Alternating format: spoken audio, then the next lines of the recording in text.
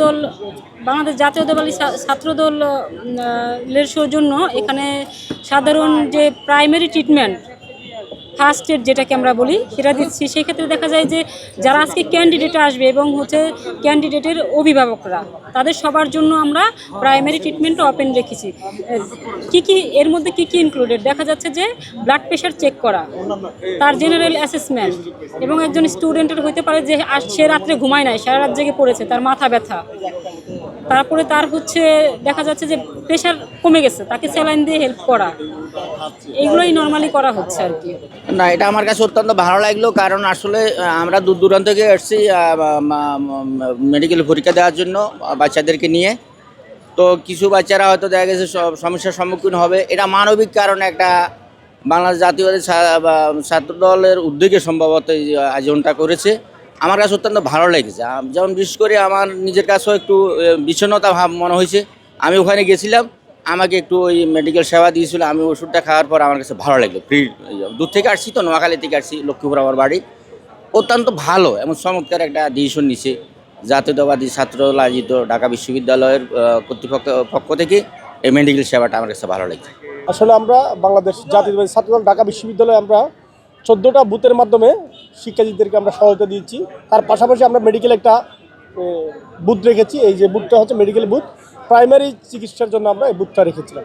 আমরা বেসিক্যালি এটা হচ্ছে শুধু শিক্ষার্থী না, তাদের অভিভাবকরা রয়েছে। অনেক সময় দেখা যাচ্ছে যে প্রচণ্ড আপনার আবহাওয়া যে পরিবর্তন হচ্ছে, দেখা যাচ্ছে খুব সমস্যা, অনেকের গত পরীক্ষা আমরা দেখছিলাম খুব সমস্যা, কয়েকজন অভিভাবক এবং শিক্ষার্থীরা খুব ইয়াত হয়েছিল, যার কারণে আমরা এই মেডিকেল সেবাটা রেখেছি যে প্রাইমারি ট্রিটমেন্ট দেওয়ার জন্য আর কি।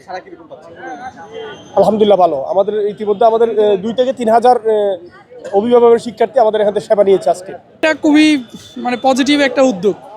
এটা আসলে এখানে অনেক মানুষের ভিড় থাকে, দেখা গেছে হঠাৎ করে কেউ অসুস্থ হয়ে যেতে পারে, বা অনেক বৃদ্ধরা আসে, তারাও মোটামুটি দেখলাম যে এখান থেকে সেবা নিচ্ছে, এবং কিছু ইমার্জেন্সি মেডিসিনও তারা প্রোভাইড করতেছে। এই জিনিসটা আসলে সত্যিও প্রশংসনীয় আর কি ব্যাপার।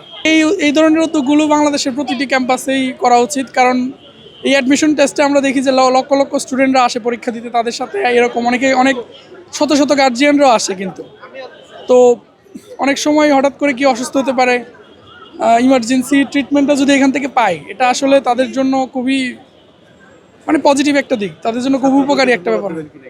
হ্যাঁ, অবশ্যই যারা এই একটা এরকম সুন্দর একটা উদ্যোগ নিচ্ছে তাদেরকে অবশ্যই অসংখ্য ধন্যবাদ, আসলে তারা প্রাপ্ত। ওকে ভাই, এটা তো একটা ভালো দিক। মানুষের সেবা করার মতো মহৎ কাজ আর নাই। মানুষের সেবা আমিও করতেছি, আমি সিনিয়র স্টাফ নার্স। তো মানুষের সেবা করার মতো মহৎ কাজ আর নাই, আমি এটাই বলবো। এটা একটা ভালো দিক।